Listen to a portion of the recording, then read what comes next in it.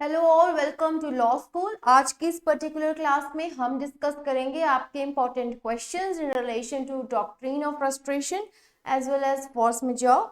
सो उससे पहले let me give you some overview for the topic of doctrine of frustration. आपको basically ये जो पॉइंटर्स हैं ये याद रखने हैं ड्यूरिंग योर एग्जाम। अगर आपको क्वेश्चन आता है आपको ये दो चीजें तो पता होनी ही चाहिए, उसके बाद आपको फैक्ट समझने में और भी आसानी जो है हो जाएगी। ओके जी, पहला पॉइंट क्या है?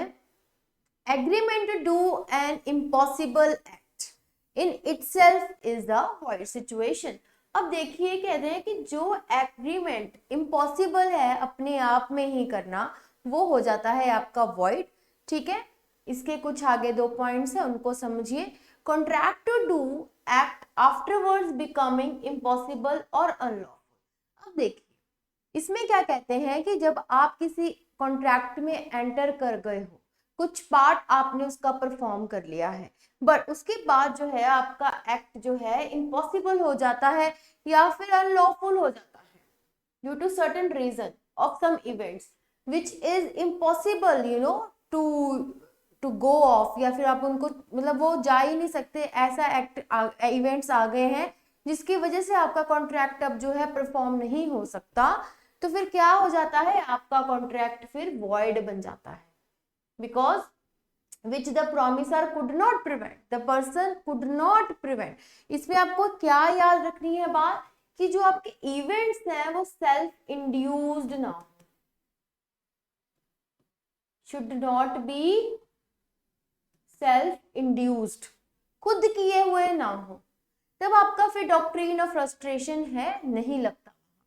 इवेंट कुछ ऐसा होना चाहिए जो आपके डोमेन से बाहर है, सेल्फ इंड्यूस्ड है, तब हम क्या कह देते हैं कि जो इम्पॉसिबिलिटी है वो कॉन्ट्रैक्टिंग पार्टी ने ही क्रिएट करी है, और उसकी वजह से फिर हम ये नहीं कह सकते कि आपका जो कॉन्ट्रैक्ट है वो फ्रस्ट्रेट हो गया है। ओके जी, नाउ सेकेंड पॉइंट। अब आपको ये बात याद रखनी है अगर कुछ ऐसी सिचुएशन हो जाए जो इम्पॉसिबल इवेंट हो गया, जो आपकी डोमेन से भी बाहर है, सेल्फ इंड्यूस्ड नहीं है, तब तो आपका कॉन्ट्रैक्ट हो जाएगा वॉइड। ठीक है, हमने इसके बहुत सारे टाइप्स पढ़े थे कि किन किन केसेस में आपका वॉइड हो जाता है। जब डेथ हो जाती है, कुछ ऐसे सर्कमस्टांसेस हो जाते हैं जब आपका सब्जेक्ट मैटर ही डिस्ट्रक्ट हो जाता है। हमने ये भी पढ़ा था जो एग्जीक्यूटेड डीड्स है उसमें ये नहीं लगता है ना। हमने इसके रिगार्डिंग बहुत सारे जो टाइप्स पढ़े थे, लीज डीड में ये नहीं लगता।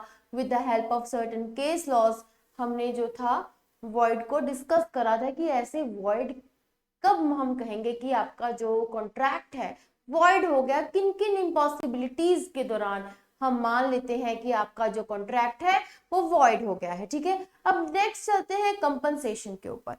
कंपनसेशन आप कब आप लायबल हो जाओगे उसको देने के लिए? Where a person has promised to do something which he knew he with reasonable diligence might have known to be impossible or unlawful। And अब देखिए यहाँ पे हमने क्या देखना है कि इनिशियल जो इम्पॉसिबिलिटी थी, हमने पढ़ा था कि आपके उसमें फ्रस्ट्रेशन में जो इम्पॉसिबिलिटी है दो तरह की होती है।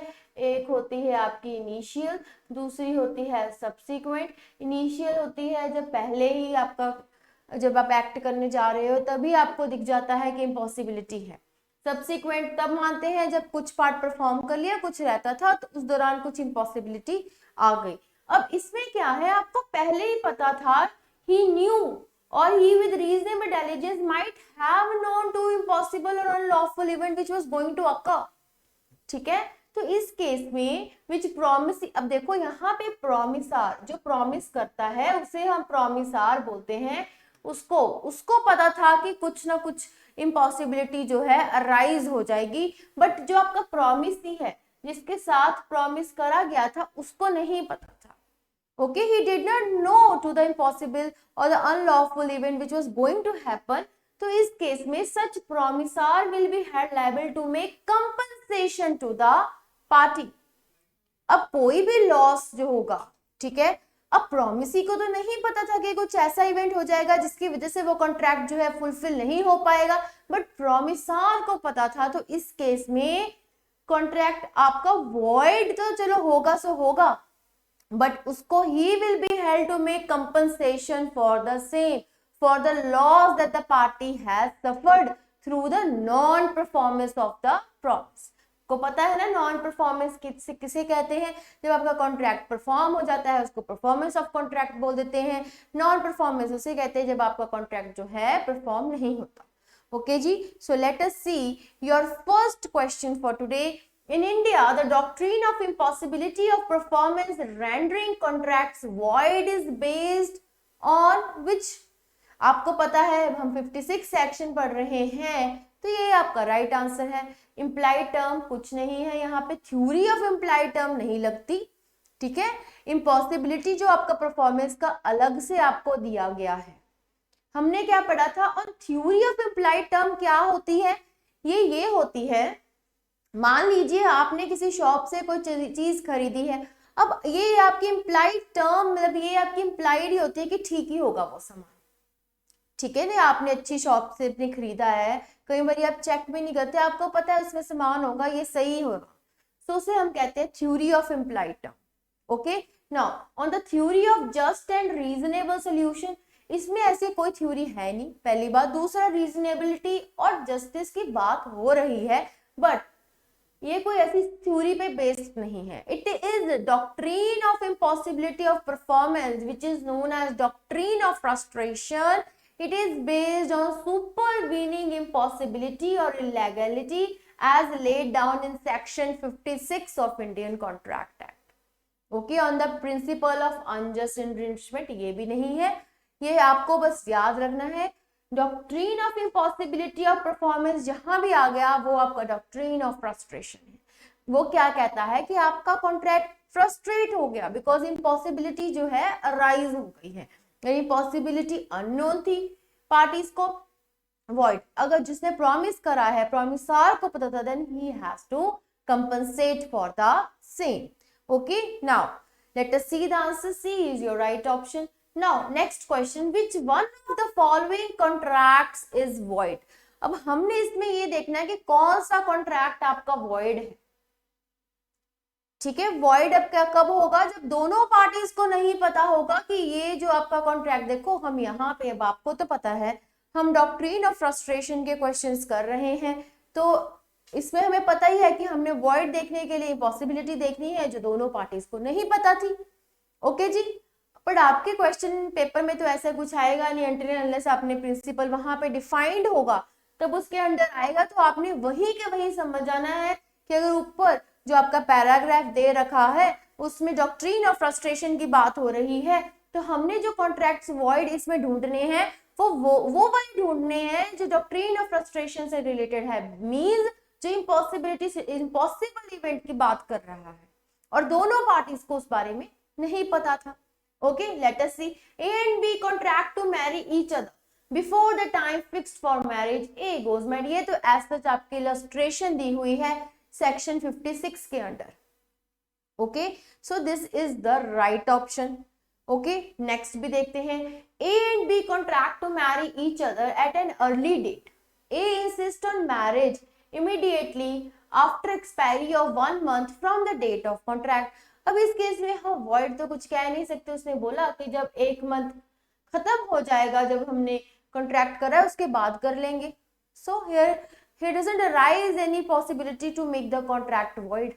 Okay, now A and B contract to marry each other, but A can fix the date of marriage only after his return from England where he has gone for the business. ये भी आपका void नहीं बनता, तो ये option भी नहीं है, ये ऑप्शन भी नहीं है, में void situations नहीं है ये आपकी. A and B contract to marry each other before the time fixed for marriage. A falls ill and his physician advises A to take rest in bed for 1 month. अब इस case में भी void नहीं होगा. अगर तो A की death हो गई तब हमने कहना था void हो गया, because incapacity of marriage, incapacity लग गई है किसकी कि जब डेथ हो जाती है.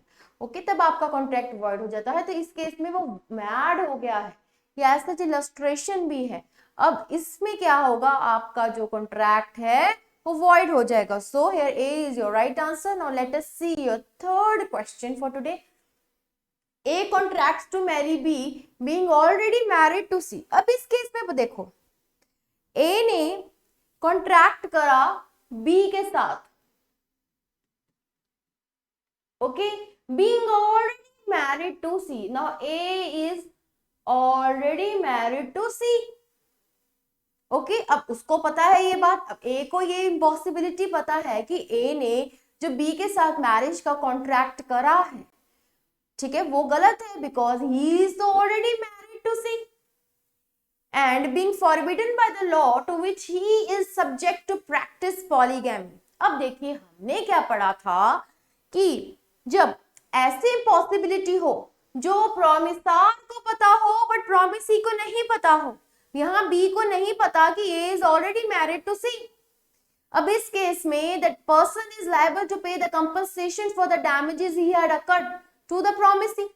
So here A must compensate B for the non-performance of his promise। हमने ये बात में जब ओवरव्यू पढ़ाया उसने समझाई थी आपको, जब आपको ये बातें ध्यान रखनी है कि दोनों को नहीं पता इम्पॉसिबिलिटी का, वॉइड, कॉन्ट्रैक्ट ही वॉइड। अब प्रॉमिसर जो प्रॉमिस कर रहा है उसको पता है बात कि ये इम्पॉसिबल सिचुएशन है, प्रॉमिसी को नहीं पता। अब जब कॉन्ट्रैक्ट की नॉन परफॉर्मेंस होगी, he will be liable to compensate the promisee for the non performance of the contract, okay. A does not have to make any compensation to B, ये बिल्कुल गलत है। The law does not permit him to marry, C law does not permit him to marry another woman, but here A, knowing that he is already married to C, still he is going into a contract with B, right, which is illegal। It is against section 56 doctrine of frustration।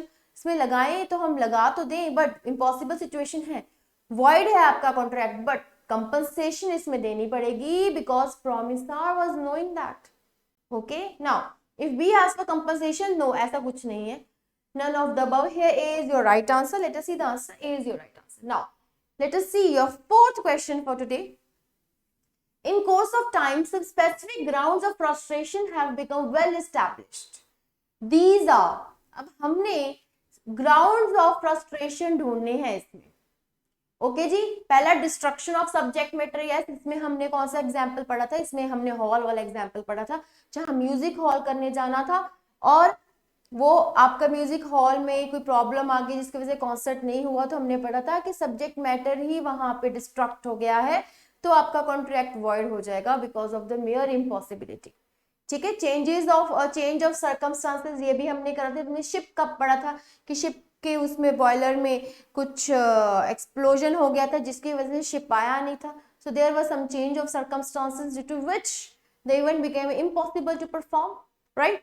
So commercial hardship is an exception to it। हमने ये पढ़ा था commercial hardship हो, आपके कुछ commercial profit और losses हो रहे हैं जिसकी वजह से आप अपना कॉन्ट्रैक्ट नहीं पूरा कर रहे हो, तो आप इस बात का डिफेंस नहीं ले सकते कि मुझे इतना लॉस हो गया तो मैं ये कॉन्ट्रैक्ट इम्पॉसिबल है, मैं नहीं करूंगा, नो। तब आपका जो कॉन्ट्रैक्ट है वॉइड नहीं होगा, वहां पे डॉक्ट्रिन ऑफ फ्रस्ट्रेशन आपका नहीं लगेगा। Basically this is not the ground of frustration, okay, commercial hardship. Now non occurrence of a contemplated event, अब हमने जब पढ़ा था कि जब हमने कॉन्टिंजेंट कॉन्ट्रैक्ट्स भी पढ़े थे, जब वहां पे हमने कुछ इवेंट के बारे में सोचा था कि ये शिप उस दिन आएगी तो we have contracted this and that, but वो आती नहीं है। So non occurrence of a contemplated event, ठीक है, जब कोई हुई नहीं वो चीज, उसकी इम्पॉसिबिलिटी हो गई, it is the ground of frustration.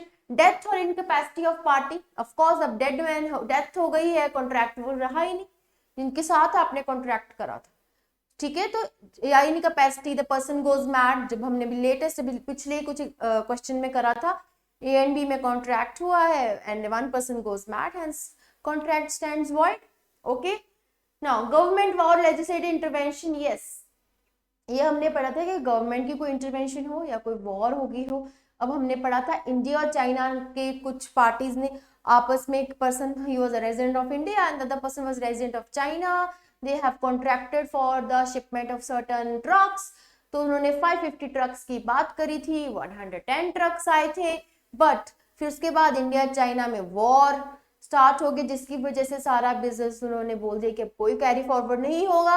अब इस केस में जब वॉर की सिचुएशन आ गई, देयर कॉन्ट्रैक्ट स्टैंड्स वॉइड। सो इस केस में आपका कमर्शियल हार्डशिप जो है वो एक्सेप्शन है। It is not a ground of frustration, even your executed contracts can't be the ground of frustration. Lease deeds, जब आपकी लीज डीड कंप्लीटेड, आपको बस इसमें ये बात याद रखना है, ग्राउंड ऑफ फ्रस्ट्रेशन में जो आपके कॉन्ट्रैक्ट ऑलरेडी कंप्लीटेड है, ठीक है। एग्जीक्यूटेड क्या होता है, जब एक ही बार में आपने अपना कॉन्ट्रैक्ट पूरा कर दिया। एग्जीक्यूटरी वो होते हैं जिसमें आपने कुछ पार्ट पे कर दिया, कुछ आपने पे करना होता है, ठीक है। तो उसके लिए कोई इम्पॉसिबिलिटी आ जाए तब उस पे लग जाएगा वो, ठीक है ना। एग्जीक्यूटेड और एग्जीक्यूटरी में हमने डिफरेंस पढ़ा है, आपको भी पता है उन दोनों में क्या डिफरेंस है, ठीक है जी। तो आपको बेसिकली फ्रस्ट्रेशन में क्या बात याद रखनी है, जो आपके कॉन्ट्रैक्ट ऑलरेडी कंप्लीटेड है उनमें इम्पॉसिबिलिटी अराइज हो ना हो, दैट इज इमैटेरियल, कोई फर्क नहीं पड़ेगा आपके कॉन्ट्रैक्ट पे। पर जो आपके ऑन गोइंग कॉन्ट्रैक्ट्स हैं, हाफ कंप्लीट हो गया, पार्शियल कंप्लीट हो गया, कुछ परसेंट कंप्लीट हो गया, कुछ पड़ा है, या ज्यादा परसेंटेज कंप्लीट हो गया, कुछ थोड़ा सा पड़ा है, उन केसेस में, या फिर आपका कोई कंटीजेंट कॉन्ट्रैक्ट है, फ्यूचरिस्टिक कॉन्ट्रैक्ट आपने कर रखा है कि इस डेट में ये होगा, उससे पहले कोई इम्पॉसिबिलिटी आ गई, तो उन केसेस में जो है आपके पास ये डॉक्ट्रिन ऑफ फ्रस्ट्रेशन का पॉइंट है। उन केसेस में डॉक्ट्रिन ऑफ फ्रस्ट्रेशन आपका लग जाता है जब कोई इम्पॉसिबिलिटी अराइज हो जाए। ओके जी, so here 1 2 not 3 4 5 6 is the ground for frustration. So let us see, 1 2 3 नहीं है, 3 आ रहा है, इसमें भी आ रहा है, 1 2 4, ये ठीक है आपका।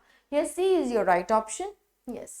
Now let us see your next question for today.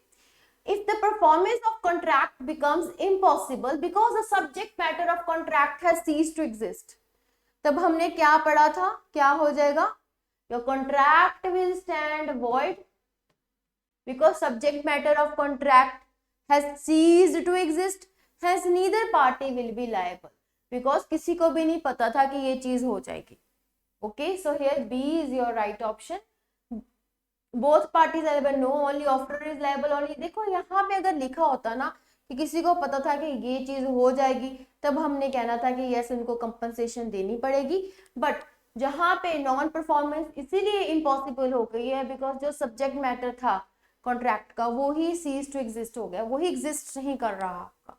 इसका बेस्ट एग्जाम्पल म्यूजिक हॉल वाला। याद रखनी है ये चीजें अपने प्रोपोजिशंस, क्योंकि आपके एग्जाम में प्रोपोजिशन आएगी, पहले पैराग्राफ आएगा, फिर कई बार ऐसे डायरेक्ट क्वेश्चंस भी आ जाते हैं, और कई बार आपको प्रोपोजिशन देके वो आपसे क्वेश्चन पूछ लेते हैं। ओके जी, now your next 6th one, a contractor to sell a specified quantity of potatoes to be grown on his farm to be A failed to supply them as the crop was destroyed by a disease. अब देखिए यहां पे आपको क्या चीज समझनी है। ए और बी में कॉन्ट्रैक्ट हुआ था पोटैटोज के लेके। अब ए failed to supply them as the crop was destroyed by a disease. अब डिजीज हो गई, उसको भी नहीं पता था कि होएगी, hence your contract will stand void because of this mere impossibility. Okay, अब उसको भी नहीं पता था, hence he will not be held liable. Okay, not liable. Okay, A is liable as he has not fulfilled his part of the contract. ऐसा कुछ नहीं है, because A here is not liable. A is not liable to B because the occurred incident was unforeseen. A is liable to B as he has not taken sufficient measures to check the crop from the disease. ऐसा कुछ भी नहीं है। देखिए ये कुछ हद तक ठीक है, बट हमें क्या ढूंढना है, most appropriate answer. Okay, next देखते हैं। A is not liable to B because the contract has become void due to the crop being destroyed by disease and consequently the performance of the contract was not. This is the most appropriate answer instead of the incident was unforeseen. ये तो ठीक है, but हम यहाँ contract की बात कर रहे हैं, लीगल टर्मिनोलॉजी की बात कर रहे हैं। ये देखिए, आपने कभी ये सोचा है कि हम ये भी पिक कर सकते हैं, ये भी? ये आ गया आपका लेमैन आंसर, ये आ गया आपका legal answer. Okay, legal exam है तो जब भी आपको पेपर में ऐसी चीज दिखे, आपको ये वो एग्जामिनर आपकी यही चीज चेक करता है कि आप लेमैन की तरह आंसर देते हो कि एज अ लॉयर देते हो। So here this will be your right answer. Okay, let us see the answer D, because destruction of subject matter. Your crop is now being destroyed. Okay, now next, A agrees to sell B a specific cargo of goods supposed to be on its way from London to Mumbai. Now, before the day of bargain, the ship has been cast away and the goods were lost. Neither party was aware of these facts. This agreement is void. Why? Because change in of circumstances. हमने ship वाला example उसमें करा था, ठीक है, कि उसकी ship पे एक्सप्लोजन हो गया था, वो सामान नहीं आ पाया था, सामान लॉस्ट हो गया था। और सबसे इंपॉर्टेंट बात इसमें आपने क्या देखनी है, why it is void. Now the another important reason is neither party was aware of these facts. If one party was aware of these facts, उस केस में what क्या लगना था आपका, compensation. Okay ji, so here A is your right answer. Change in circumstances. Now eighth question देखो आपका क्या कहता है, C let a music hall to X for a series of music concerts for certain days. The hall was completely destroyed by fire before the scheduled date of concerts. In this case, अब वही आपका example आ गया इसमें, subject destruction of subject matter का। Okay जी, C can not be discharge from performance. अब देखो हमने क्या पढ़ना है, डिस्चार्ज क्या होता है। जब देखो ए और बी में कोई कॉन्ट्रैक्ट हुआ है, अब इसकी नॉन परफॉर्मेंस हो गई, कोई इम्पॉसिबिलिटी आ गई, तब हम कहते हैं पार्टीज आर डिस्चार्ज्ड, मतलब रिलीज्ड टू परफॉर्म इट। अब इस केस में सी ने क्या था, म्यूजिक हॉल एक्स को दिया था म्यूजिक कॉन्सर्ट्स करने के लिए, अब हॉल ही डिस्ट्रॉय हो गया, this destruction of the subject matter itself. अब इस केस में आपका जो कॉन्ट्रैक्ट है वो वॉइड हो जाएगा, hence parties will be discharged to perform because of the impossibility to do the performance. Okay जी, सो यहाँ पे लिखा है C can not be discharge, ये गलत पॉइंट है। द कॉन्ट्रैक्ट बिकम्स वॉइडेबल, ऐसा भी कुछ नहीं है कि यहाँ जो आपका 56 सेक्शन बात करता है वॉइड की बात करता है या कंपनसेशन की बात करता है, याद रखना ये बात। दूसरी, the contract is discharged by the impossibility of the performance. The contract is void एब इनिशियो तो होता अगर पहले ही पता होता कि फायर लग गई है, तब हम देखेंगे तो स्टार्टिंग से ही वॉइड है इनका कॉन्ट्रैक्ट, ठीक है। एंटर करे कॉन्ट्रैक्ट में, फिर उसके कुछ टाइम बाद जो है हॉल डिस्ट्रॉय हो गया, मेयर इम्पॉसिबिलिटी अराइज हो गई, hence the contract is discharge, contract is released by impossibility of the performance, hence C is your correct answer. Let us see, yes, destruction of the subject matter. Now X contracted with a tent house for erecting a shamiana for performing the marriage of his daughter. On the day of marriage, a curfew was clamped in the area, preventing the celebration of the marriage. If the shamiana owner claimed the charges agreed to be paid by X, then अब देखिए यहाँ पे curfew ही लग गया है। हमने क्या पढ़ा था, जो आपका फोर्स मेजॉर है वो इन केसेस में लग जाता है, वो क्लॉज होता है आपका जो पार्टीज आपस में साइन करती हैं कि कुछ ऐसी सिचुएशन आ गई, मेयर इम्पॉसिबिलिटी ऐसी अराइज हो गई जिसकी वजह से आप कॉन्ट्रैक्ट अपना फुलफिल नहीं कर सकते, तो उस केस में क्या होता है, आपका contract stands void, hence you get the defence to pay any losses और कंपनसेशन, ठीक है जी। बट कहते थे अगर वो आपने नहीं लगाया है तो mayor impossibility, doctrine of frustration लग जाएगा उस केसेस में। तो यहाँ पे कर्फ्यू लग गया है, टेंट लगाने आना था, ठीक है, on the day of marriage curfew लग गया, हेंस उसने कोई अपना एक्ट परफॉर्म ही नहीं कर पाया वो बिकॉज ऑफ द कर्फ्यू। अब इफ द शमियाना ऑनर अब देखो, अब उसने वो काम ही नहीं किया है। Now shamiana owner claimed the charges agree to be paid by X, तब एक्स के पास क्या है, देने चाहिए उसको पैसे कि नहीं? सोचो। The answer will be no, because of the curfew. Force majeure नहीं लग रहा बट मेयर इम्पॉसिबिलिटी तो लग गई, hence the contract will stand void. Okay, frustrate हो गया कॉन्ट्रैक्ट, जो मेन पर्पस था कॉन्ट्रैक्ट का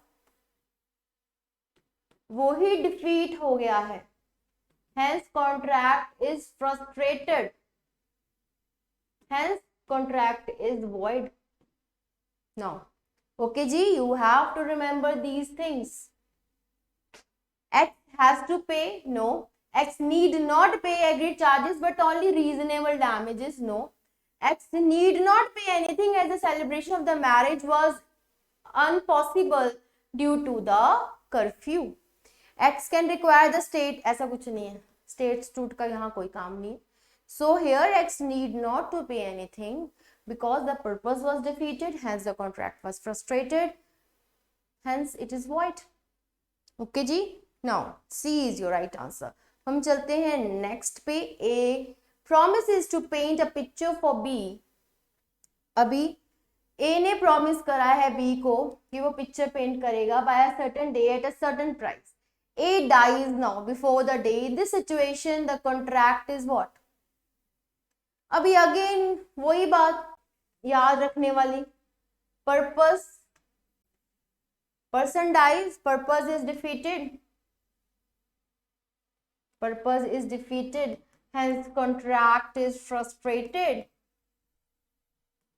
hence when contract is frustrated hence it is void. Basically दूसरी सिचुएशन इसमें क्या लग जाएगी, इनकैपेसिटी ऑफ डेथ वाली लग जाएगी कि डेथ या फिर कोई इनकैपेसिटी आ गई या कोई डेथ क्रॉस हो गई जिसकी वजह से आपका कॉन्ट्रैक्ट जो है वॉइड हो जाएगा, फ्रस्ट्रेट हो जाएगा. ओके जी, because A dies before that day, जिसके साथ कॉन्ट्रैक्ट करा था वो ही नहीं रहा. ओके जी, A cannot now in this situation the contract cannot be enforced, it becomes void due to the personal incapacity will be performed by the legal representative of A who is bound, no not at all. Picture तो paint B की करनी थी, legal representative की थोड़ी ना करनी थी. Can be performed by an agent of A, no. Can be performed by third person on the behalf of A, no. Cannot be enforced, it becomes void due to the personal incapacity is your right answer. Now next question, the frustration should not be due to the act of party to the contract, that is self induced. मैंने आपको पहले बताया था कि आपकी doctrine of frustration की exception है कि सेल्फ इंड्यूस्ड फ्रस्ट्रेशन नहीं होनी चाहिए, मींस इम्पॉसिबिलिटी पार्टी ने ही नहीं क्रिएट करनी चाहिए. ठीक है, सेल्फ इंड्यूस्ड फ्रस्ट्रेशन हो क्या होती है, impossibility created by the contracting party, impossibility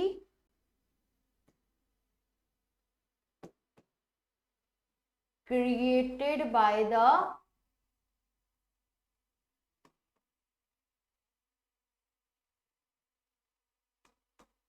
contracting party. Now act of the third party, no, it should not be, हमने एक्सेप्शन देखनी है, should not be. Act of God में भी मेजर, यहाँ पे आपका लग जाता है force majeure. Okay, all of the above तो है ही नहीं, सो सेल्फ इंड्यूस्ड आपका आंसर है. Let us see. यस, अब हम चलते हैं, क्या कह रहे हैं, self induced frustration is impossibility is due to the default of the contracting party itself. ठीक है ना, mere impossibility is created by the, अब खुद ही कॉन्ट्रैक्टिंग पार्टी ने ही इम्पॉसिबिलिटी क्रिएट कर दी. सेल्फ इंड्यूस्ड वर्ड से समझ रहे हो ना इसका क्या मतलब है. तो उस केस में हम कैसे कह देंगे कि कॉन्ट्रैक्ट फ्रस्ट्रेट हो गया, नहीं कह सकते ना, बिकॉज वो ऐसी इम्पॉसिबिलिटी पे बेस्ड होता है जो आपकी पहुंच से बाहर है, आपके डोमेन से बाहर है. ओके जी, नाउ नेक्स्ट क्वेश्चन चलते हैं हम. 12th क्वेश्चन क्या कह रहा है आपका, now consider the following proposition. If the frustration is self-induced, it can be a defense for breach of contract. No, not at all. It can't be a defense. Self-induced हमने अभी पढ़ा था क्या था, impossibility is due to the default of the contracting party itself. Contracting party के default से आती है। अब कॉन्ट्रैक्टिंग पार्टी खुद ही डिफॉल्ट पे है तो वो इस चीज का डिफेंस ले सकते हैं? Not at all. अगर आपका दूसरी पार्टी डिफॉल्ट पे होती तब डिफेंस मिलना था कि सेल्फ इंड्यूस दूसरी पार्टी ने करा है, तब तो आप डिफेंस ले लेते हैं कि हाँ हमने इसी वजह से कॉन्ट्रैक्ट पूरा नहीं हो पाया, बिकॉज प्रॉमिसी की गलती थी। यहाँ प्रॉमिसार सेल्फ इंड्यूस कर रहा है तो वो डिफेंस ले पाएगा? Not at all. Self induced frustration, अब देखो इसमें क्या कह रहे हैं, self induced frustration can never be a defence for breach of contract. Exactly, self induced by the contracting party, हमने अभी पढ़ा था, वो इस बात का कभी भी डिफेंस नहीं ले सकते। मैंने जो अभी आपको बात समझाई है। The burden of proving that frustration was self-induced is on the party who is alleging that it was, ऐसा कुछ भी नहीं होता। burden of proof का इसमें कोई लेना देना नहीं है। frustration cause करी है, it was self-induced by the party। अब दूसरी को प्रूव करना is not at all, and it is immaterial। Okay, so here only option 2 is correct। 2 alone is valid here। ये ठीक है, ये नहीं है, ये भी नहीं है, ये भी नहीं है। Okay, B is your right answer। Now let us see your next question। It says section 56 of the Indian Contract Act covers cases of executory future contracts as well as executed। No, not at all। मैंने आपको भी बात याद कराई कह लो या आपको समझाई है। जो आपके कंप्लीटेड कॉन्ट्रैक्ट्स होते हैं, कंप्लीटेड ट्रांसफर्स होते हैं, ठीक है, जो एग्जीक्यूटेड कॉन्ट्रैक्ट्स होते हैं, जो ऑलरेडी कंप्लीट हो चुके हैं, उस पे आप डॉक्ट्रिन ऑफ फ्रस्ट्रेशन लगा ही नहीं सकते। कॉमन सेंस की बात है। डॉक्ट्रिन ऑफ फ्रस्ट्रेशन बात करता है मेयर इम्पॉसिबिलिटी की, कि आप कॉन्ट्रैक्ट पूरा नहीं कर सकते, ये इम्पॉसिबिलिटी आ गई है, तो बट ऑफ कोर्स सी बात है, उस पे वही कॉन्ट्रैक्ट्स लगेंगे जो अभी करने को रहते होंगे, जो आधे अधूरे रह गए हैं या फिर जो पूरे पड़े हैं, जिसको हम बोलते हैं कंटिंजेंट कॉन्ट्रैक्ट, जो फ्यूचरिस्टिक कॉन्ट्रैक्ट्स हमने रखे हुए हैं विद सम कंडीशंस, ठीक है, या कोई और मतलब आपके कॉन्ट्रैक्ट जो भी होने हैं। ओके जी, जो ऑलरेडी कंप्लीटेड है, एग्जीक्यूटेड, आपको पता है वो कॉन्ट्रैक्ट्स आपके कंप्लीटेड ट्रांसफर्स होते हैं, उस पे हम लगा पाएंगे? बिल्कुल भी नहीं लगा पाएंगे डॉक्ट्रिन ऑफ फ्रस्ट्रेशन। ओके जी, फिर ये बात कर रहा है executed contracts. No, not at all, cover ही नहीं कर सकता। ओनली एग्जीक्यूटरी कॉन्ट्रैक्ट्स, कुछ पार्ट पे कर दिया, कुछ पार्ट पे करना रहता था, मेयर इम्पॉसिबिलिटी आ गई, ठीक है, तो उस केस में ही आपका डॉक्ट्रिन ऑफ फ्रस्ट्रेशन लगेगा। अदरवाइज आपका डॉक्ट्रिन ऑफ फ्रस्ट्रेशन एग्जीक्यूटेड में बिल्कुल भी नहीं लगता, ना वो लगता है कंप्लीटेड लीज डीड्स पे। ये बात आपको याद रखनी है। Here C is your right answer। अब हम चलते हैं नेक्स्ट पे। There was a lease of land for 1 year and the lessee was given possession, but he could not work the land for any crops due to partition of the country। Now, अब partition भी हो गई। The lessee filed an action for the refund of the rent। अब देखो इस case में मैंने आपको क्या बात अभी समझा के हटी हूं कि जो आपकी कंप्लीटेड लीज डीड्स हैं, कंप्लीट हो गई है, ठीक है, उन पे आपका ब्रीच ऑफ फ्रस्ट्रेशन मतलब सॉरी डॉक्ट्रिन ऑफ फ्रस्ट्रेशन नहीं लगेगा। अब वॉर पार्टीशन आ गया है, but there was a lease deed of land for 1 year and the lessee was given the possession, so it is hence a completed deed, ठीक है। अब उसने फाइल करा है action for refund. This action will be, आप सोचो खुद, completed है, ब्रीच ऑफ उसकी डॉक्ट्रिन ऑफ फ्रस्ट्रेशन यहाँ पे नहीं लगेगी, ठीक है ना, क्योंकि इम्पॉसिबिलिटी आ गई। इम्पॉसिबिलिटी यहाँ पार्टीशन ऑफ द कंट्री है, but the thing when it is already transfer is completed, it has been executed, it has been already done, it is completed, it is not executory, कुछ रहता नहीं था बाकी, already the contract has been completed। Okay, so the lessee filed an action for the refund of the rent। The action will be dismissed as it is the case of completed transfer। Okay, ये बात याद रखना। तभी मैंने आपको हर तरीके के आज एग्जाम्पल्स करा दिए हैं। कहीं से भी क्वेश्चन आ गया फ्रस्ट्रेशन का, आपको आना होना चाहिए, बिकॉज कंसेप्ट सब बहुत क्लियर करा दिए हैं मैंने आपके इस टॉपिक के। ओके जी, the action will lie as it is the case of, no not at all, completed contracts पे फ्रस्ट्रेशन नहीं लगती। The action will not lie as it is the case of, देखो अब आपको लगेगा कि एक्शन तो लाई नहीं करता, बट आप खुद सोचो, is it the case of commercial hardship? Not at all. Commercial hardship का ये केस नहीं है, ये केस आपका कंप्लीटेड ट्रांसफर का है। हार्डशिप तो होती है, कोई और दिक्कत आ जाती है उसको, बिजनेस में लॉसेस हो रहे होते, तब हम बोलते हैं कि कमर्शियल हार्डशिप की वजह से है। और हमें पता है कमर्शियल हार्डशिप आपकी ये एक्सेप्शन है, उस पर डॉक्ट्रिन ऑफ फ्रस्ट्रेशन नहीं लगता। ओके जी, so here A is your right answer. ये भी नहीं है, ये भी नहीं है। Let us see the answer, A is your right answer. Okay, now let us see that question of CLAT. ये आपका 2020 में आया था, जिसकी वजह से मैंने आपको फोर्स मेजर और टॉपिक करवाया था, बिकॉज वो पता होना भी आपको बहुत जरूरी है, all because of this particular question. Now COVID-19 pandemic has taken the entire world hostage in less than, ये basically आपका Business Today by Ranjana Roy Goswami April 17, 2020 का as such उठाया हुआ है इन्होंने, ये पैसेज पूरा वहीं से आपका उन्होंने लिया हुआ है। ठीक है जी, तो जस्ट आपको बता रही हूँ, कई बार कुछ ऐसे करंट टॉपिक्स होते हैं, तो ऐसे वो पैसेजेस आपका दे देंगे और साथ में मेंशन कर देंगे कि यहाँ से हमने लिया है। तो देखो यहाँ पे कोविड-19 के बारे में बताया गया है, बिकॉज गवर्नमेंट ऑफ इंडिया ने बोल दिया था for the enactment of force majeure clauses because of the pandemic. तो यहाँ पे क्या बोल रहे हैं, has taken the entire world hostage in less than 4 months. The global economy has hit in the hardest, with the government across the globe implementing stringent policies, including lockdown to control the coronavirus outbreak. The pandemic today presents unprecedented challenges and impediments to business in conducting their normal operations. The lockdown across the world has caused delay in the performance of contracts and transactions. यहाँ तक तो basic आपका introduction ही दी हुई है, इसमें इतना कुछ नहीं है। अब now the question that arises is whether the current situation can enable the party to a contract to alter their obligations. Important point. Now, with the non-compliance of terms neither being regarded as default committed by any party nor a breach of contract. Very important thing. अब कहते हैं देखो क्या करें, ऐसे lockdown आ गए हैं, अब क्या पार्टीज के पास क्या राइट है कि वो अपनी ऑब्लिगेशन जो है ऑल्टर कर ले। मतलब कि अभी परफॉर्मेंस नहीं हो रही तो उसकी बात कर रहे हैं, परफॉर्मेंस क्यों नहीं हो रही, क्योंकि लॉकडाउन की वजह से परफॉर्मेंस नहीं हो रही। कहते ना ही पार्टी ने कोई ब्रीच करा है, ना ही कोई मतलब ब्रीच ऑफ कॉन्ट्रैक्ट करा है, ना ही कोई default is committed by any party. अब इस दौरान पार्टीज करें तो करें क्या।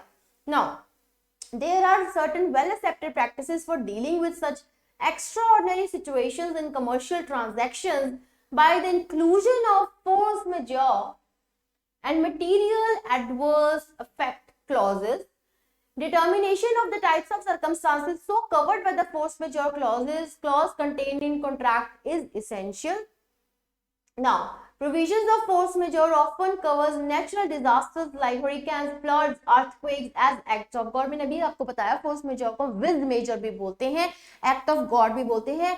act of God में आपके बहुत सारी चीजें आ गई, बट इसमें आपका लॉकडाउन एंड ऑल भी कवर कर लिया है फोर्स मेजॉर में। Okay, now other covered events में इंक्लूड, देखो कहते हैं इसमें हरिकेन्स, फ्लड्स, अर्थक्वेक्स, ये सब तो आएंगे ही आएंगे। उसके अलावा क्या आएगा, war, terrorism, civil disorder, fire, disease, medical epidemics, or by reasons of applicable laws or regulations. Broadly, the courts have interpreted the term force majeure as an event that can neither be anticipated nor controlled by either of the contracting parties. देखो हमने तो पढ़ा doctrine of frustration, but उससे भी ज्यादा कह लो, जिसके पास ज्यादा अब चीजें हमने इसमें डाल दी।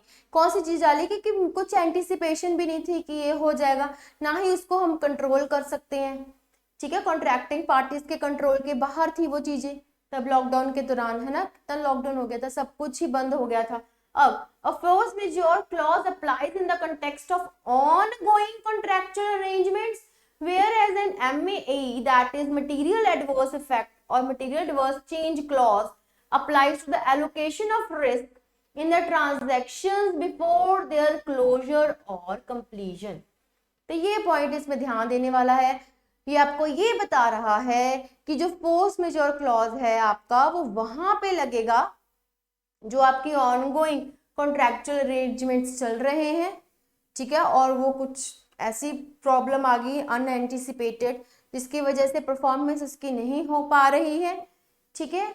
और आपका MAE that is material adverse effect या क्लॉज वहां पे लगेगा when there is allocation of risk in the transactions, ठीक है, बिफोर देयर क्लोजर। अब देखो ये पॉइंट आपका बहुत ही ध्यान रखने वाला है। देखो आपको ये पैसेज के साथ साथ मैं दोबारा फोर्स मेजॉर समझा रही हूँ, ध्यान से समझ लेना। आ गया इन केस आपके एग्जाम में तो भी ठीक है, नहीं आया तो भी ठीक है, आपको इसके बारे में नॉलेज होनी चाहिए। बिफोर देयर क्लोजर ऑफ, यहाँ पे बात कर रहे हैं हम इनकम्प्लीट ट्रांजैक्शंस की, ना कि कंप्लीट, बिकॉज वो कह रहे हैं उनके क्लोजर होने से या कंप्लीशन होने से पहले कोई रिस्क आ गया, ठीक है, तो MAE लग जाएगा। कोई और कॉन्ट्रैक्टिंग पार्टीज की कोई प्रॉब्लम आ गई अरेंजमेंट्स में तो आपका फोर्स मेजॉर लग जाएगा। सो इनकम्प्लीट ट्रांजैक्शंस की बात के में ही रिलेटेड इन्होंने बात करी हुई है। कंप्लीट हो गया, वैसे समझो खुद कॉमन सेंस की बात है, कंप्लीट आपका जो कॉन्ट्रैक्ट हो ही गया है उस पर क्या करेंगे हम, ये सब चीजें लगा के, कोई लेना नहीं, ऑलरेडी कंप्लीटेड ट्रांजैक्शंस हैं वो, इनकम्प्लीट की यहाँ बात हो रही है। ओके नाउ ये इतना आपका पॉइंट देखो पैराग्राफ में बढ़, जब आप देखो मेरे से कुछ टिप्स लो, आपके पेपर में आने ही सिर्फ पैराग्राफ्स हैं, वहीं के वहीं उनको मार्क कर दो कि that is not that very much important, just going with the gist कि ये हम पैराग्राफ में बात करेंगे। फैक्ट्स आपके बाद में स्टार्ट होते हैं, जो इंपॉर्टेंट चीजें हैं उनको मार्क करते रहो, सो आप क्वेश्चन पढ़ते वक्त आपको इजीली उनको आंसर कर सको। ओके जी, now pandemic and related consequences such as government action is a type of event covered by a force majeure clause. However, its impact on the affected party's ability to perform its contractual obligations may vary depending upon the contractual terms. यहाँ पे contractual obligations की बात करी हुई है कि it will vary depending upon the terms which the parties have decided. Okay ji, now it is common for force majeure clauses to specify the impact that the event or circumstances in question must have in order for the clause to be triggered. References may be made, for example, to the event or circumstances having prevented, hindered or delayed performance. ठीक है, यहाँ पे कहते हैं इन्होंने prevented, hindered, delayed performance की यहाँ पे बात कर दी है कि force majeure clause को लगाना है तो you have to specify the event कि किसके कारण आप ये लगा रहे हो। ओके जी, now these terms require different levels of impact on performance before a party can claim recourse of these clauses. कहते ये लगाने से पहले आपको impact on performance देखना है कि क्या impact हो रहा है performance का। Okay, in other words, the force majeure and MAC clauses act as an exception to what would otherwise be treated as a breach of contract. Of course, breach कुछ हुई नहीं है, ठीक है, तो ये जो आपके clauses हैं, it act as an exception to your contract. Breach नहीं हुई बट कुछ ऐसी सिचुएशंस हो गई अनएंटिसिपेटेड जिसकी वजह से कॉन्ट्रैक्ट जो है पूरा नहीं हो पा रहा है because of certain natural calamities और your lockdown situation, pandemic, whatever situations. Okay, now to what would otherwise be treated as a breach of contract. तो ये ऐसी एक्सेप्शंस हैं जिसकी वजह से कॉन्ट्रैक्ट नहीं पूरा हो रहा है, ठीक है. अदरवाइज जब हम कहते हैं ना कॉन्ट्रैक्ट नहीं पूरा हो रहा है तब हम उसको क्या बोल देते हैं, ब्रीच ऑफ कॉन्ट्रैक्ट हो गई. ओके, कॉन्ट्रैक्ट खराब हो गया, पार्टीज ने परफॉर्मेंस नहीं दी. यहाँ पार्टीज क्यों नहीं परफॉर्मेंस दे रही हैं? Because of these factors of natural calamities, lockdown, epidemics. Okay, यहाँ पे ये बात उन्होंने समझाई है. अब उसके बाद क्या कह रहे हैं, सर्टेन कॉन्ट्रैक्ट्स में state that if a force majeure clause is applied the contract may automatically be terminated. ये बात आप याद रखना. फोर्स मेजॉर का अगर क्लॉज लग गया है तो इसमें कंडीशंस होती हैं जो मैंने आपको बताया अपने फोर्स मेजॉर लेक्चर में समझाया था. वो कैसे पैराग्राफ लिख देते हैं कि अगर ये सिचुएशन हो गई, contract will stand void, hence they will not be held liable to pay you any compensation because ये अनफोर्सीन इवेंट्स तब हो रहे थे, ठीक है, कुछ कुछ आपने देखा होगा, लॉकडाउन लगा हट गया, लगा हट गया, ऐसे हुआ था ना तब उस सिचुएशन में। अब जब हट गया था तब कोई इवेंट्स थे, टिकट्स थी, कोई किसी ने परफॉर्म करने आना था, वो कैंसिल हो गई, बहुत सारी प्रॉब्लम्स हुई थी ऐसे। आपने, आपको पता ही होगा, आपने कितने सारे एग्जांपल्स देखे होंगे, तब आ भी रहे थे, ठीक है, कितना लोगों का काम खराब हो गया था। तो उन्होंने यही बोला है कि अगर ये क्लॉज आपका अप्लाई हो गया है, द कॉन्ट्रैक्ट में automatically be terminated, it will stand void. Now, on the other hand, some contracts may even state that the duty to fulfill the contractual obligation may be suspended for a certain period of time, and if the force majeure event is not curbed or treated even after such time, then eventually the contract may be terminated. तो कहते हैं या तो पहले ये clause डाला है तो आपका पूरे का पूरा कॉन्ट्रैक्ट टर्मिनेट हो जाएगा, अगर कोई ऐसी सिचुएशन आ गई, नेचुरल कैलेमिटी की या फिर कोई एपिडेमिक की, लॉकडाउन लग गया, पेंडेमिक हो गया, ठीक है। कहते या दूसरी वो क्या कंडीशन कॉन्ट्रैक्ट में डाल सकते हैं कि जितनी देर तक लॉकडाउन है उतनी देर तक हम कॉन्ट्रैक्ट नहीं फुलफिल कर पाएंगे, उसके बाद कर लेंगे, ठीक है। और साथ में ये लिख देंगे कि अगर उसके बाद भी ये कॉन्ट्रैक्ट ना हो पाया तब वो टर्मिनेट हो जाएगा। ओके जी। Now, though there cannot be one size fits all solution to this question, and it depends upon how the force majeure clause is worded in specific contract, and in the absence of the same, applicable laws related to the same will be required to be taken into consideration. ये आपका point बहुत बहुत बहुत important है। अगर आपके specific contract में force majeure clause missing है और ऐसी सिचुएशन आ गई, तो उन्होंने क्या बोला है, absence of the same applicable laws will be applied. कौन सा आपका section 56 of Indian contract act, mere impossibility, doctrine of frustration, वहां पे फिर लग जाता है। ओके जी, अब हम चलते हैं, हमने देखो इसको पूरा समझ लिया, हमने देख लिया कहाँ कहाँ पे क्या क्या आपके इंपॉर्टेंट पॉइंटर्स थे, उनको प्लीज अपने पेपर में ऐसे, अब आपका ऑफलाइन पेपर होगा, मार्क करते रहना, ठीक है। एक एक्स्ट्रा कोई रेड पेन ले जाना, अगर अलाउड होगा पढ़ लेना इंस्ट्रक्शंस में, तो आपको आसानी होगी क्वेश्चन का आंसर ढूंढने में। ओके, नाउ लेट अस सी इसके बेस पे first question, based on authors argument in the passage above which of the following is correct. हमने देखना है कि कौन सी स्टेटमेंट करेक्ट है। Force majeure clauses generally have a uniform impact on the performance of contract. बिल्कुल गलत। अभी उसने बताया था कि यूनिफॉर्मिटी तो है ही नहीं, यहां बताया था there cannot be one size fit for all the for all solutions. There is no uniformity. वैसे भी इसने टाइप्स भी बताए थे इसके कि या तो पूरा टर्मिनेट या कुछ टर्म के बाद दोबारा कॉन्ट्रैक्ट हो जाएगा, अगर वो तब भी ये चीज परसिस्ट करी, लॉकडाउन वाली सिचुएशन या कोई और पेंडेमिक, तो नहीं हो पाएगा, contract will be terminated, hence there is no uniform impact for the performance of the contract. अब हम चलते हैं इसके नेक्स्ट ऑप्शन पे, the impact on the performance of contracts by the usages of force majeure clause is depended upon the way such clauses have been constructed in the particular contract. Yes, यही तो उसने and में ये बात समझाई है आपको, या तो पहले उसने बोला है टर्मिनेट हो जाएगा, ये कंडीशन डाल दो या कह दो कि इतने देर के लिए टर्मिनेटेड है, उसके बाद ये कॉन्ट्रैक्ट हम कर देंगे, अगर ये पेंडेमिक या जो भी सिचुएशन नहीं रही तो कॉन्ट्रैक्ट परफॉर्मेंस हो जाएगी, अगर फिर भी यही पॉसिबिलिटी रही तो आपका कॉन्ट्रैक्ट फिर उसके बाद टर्मिनेट हो जाएगा।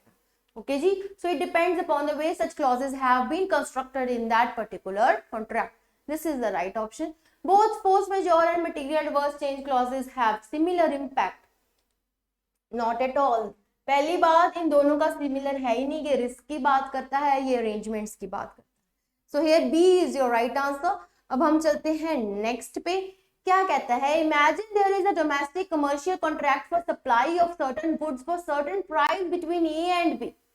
However, in pursuance of the same, both A and B forget to negotiate and agree on the terms of force majeure event, and the contractual document does not contain the force majeure clause.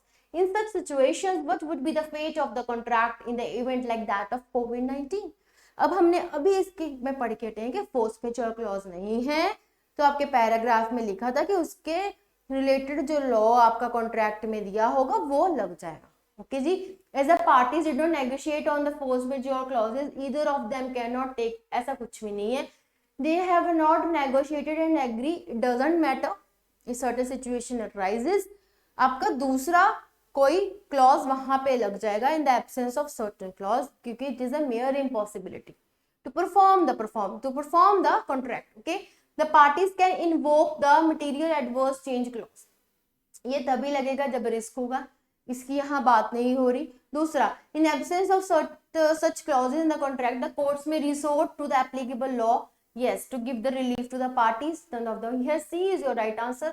अभी इन्होंने देखो दोनों बातें जो दोनों आपके passage के से क्वेश्चन निकल के आए हैं थोड़े टफ, बट एक बार समझ लग गए, very easy, very very easy. यहाँ पे बी साफ पता चल रहा था, यहाँ पे मैंने अभी समझाया, उसने खुद भी लिखा है, वो नहीं लगेगा तो उसका एप्लीकेबल लॉ जो है लग जाएगा in the absence of certain such clause, force majeure आपके कॉन्ट्रैक्ट में नहीं है तो उसके जैसा कोई और लॉ पे लग जाएगा। ओके जी, so here C is your right answer. Yes, अब हम चलते हैं नेक्स्ट पे। ये क्या कह रहा है, in the same fact situation as mentioned above with a modification, अब इन्होंने इसमें modification डाल दी है कि there is a force majeure clause in the contract between A and B. Let us suppose that B, who was to supply goods to A on certain date and time, faced issues in relation to the procurement of goods due to mill strike and also because of the rise in price of goods. In this case, can be claimed the suspension of performance of contract on the basis of force majeure clause? No, not at all. Because जब मैंने आपको force majeure पढ़ाया था, मैंने आपको तब समझाया था, ये आपकी ऐसी प्रोपोजिशन है जो आपकी पैराग्राफ में नहीं लिखी हुई। ठीक है, इसका हम कह सकते हैं कि आपको डॉक्ट्रिन ऑफ फ्रस्ट्रेशन आपने नहीं पढ़ा तो आप इसको आंसर नहीं कर पाना था, बिकॉज जब हमने डॉक्ट्रिन ऑफ फ्रस्ट्रेशन जो है इसी का ही वर्जन है, फोर्स मेजॉर थोड़ा उसका आप कह लो न्यू एक्सपैंडेड वर्जन है। ठीक है, वहां पे हमने पढ़ा था कि जब कोई आपकी ऐसी हार्डशिप आ जाए, हार्डशिप कमर्शियल हार्डशिप आ जाए, इवन अगर आपकी वहां पे स्ट्राइक्स हो रही हैं, तो ऐसी जो चीजें होती है ना कमर्शियल हार्डशिप्स की, देखो चीजें आप लॉस हो गया, स्ट्राइक हो गई, ये इससे आपका कॉन्ट्रैक्ट कभी भी फ्रस्ट्रेट नहीं होगा, आपका जो कॉन्ट्रैक्ट है वॉइड नहीं होगा। हेंस यहाँ पे जो बी है, claim the suspension of performance of contract on the basis of force majeure नहीं लगेगा, he can not claim. Force majeure की क्लास में भी मैंने आपको ये बात समझाई थी कि जहां कमर्शियल हार्डशिप्स आ गई या कुछ ऐसी सिचुएशन आ गई, उसमें नहीं लगेगा आपका force majeure clause, because force majeure के अंदर ये चीजें कवर ही नहीं होती। ये कवर करता है आपके नेचुरल कैलेमिटीज, लॉकडाउन लग गया या फिर कोई पेंडेमिक वाली सिचुएशन हो गई, ना कि कोई स्ट्राइक हो गई या फिर कोई लॉस हो गया। ओके जी, yes, B can depending upon, no, not at all, no, yes, such situation cannot be covered under force majeure as it is just a case of disappointed expectations and hence B cannot invoke the clause, it is merely a case of commercial hardship. This is your right answer. ये आपको तभी आना था अगर आपने doctrine of frustration पढ़ा होता।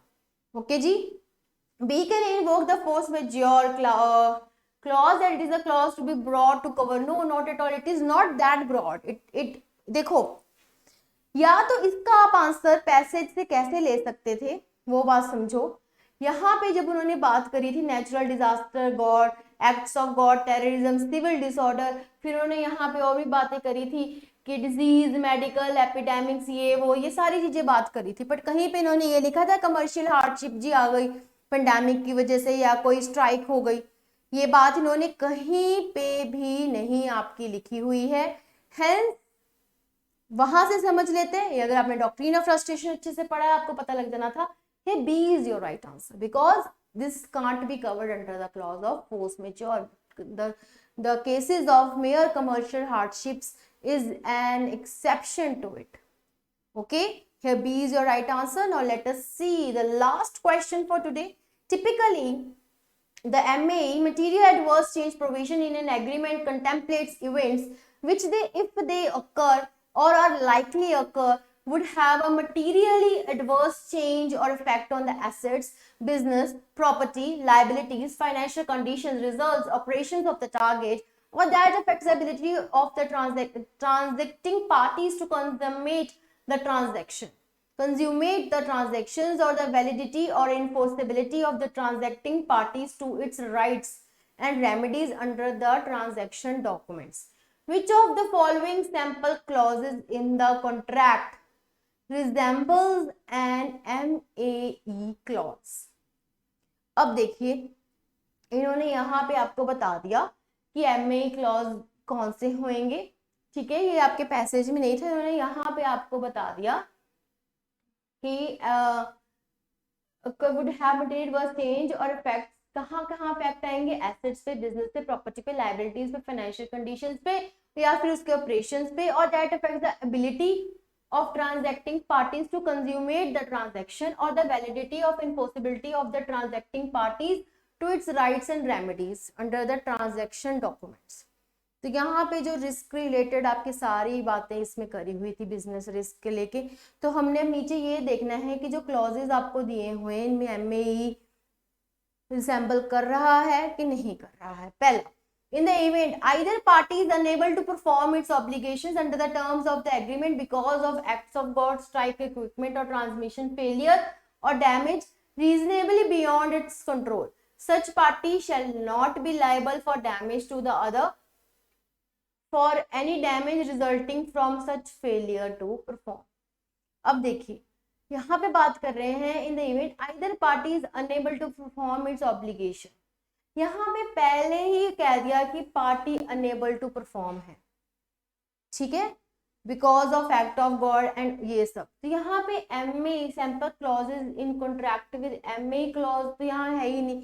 ये तो बात आपका किसकी कर रहा है, फोर्स मेजॉर की बात कर रहा है, ना कि वो बात कर रहा है MAE की क्लॉज की जिसमें ट्रांजैक्टिंग पार्टीज की एबिलिटी पे इफेक्ट होता है.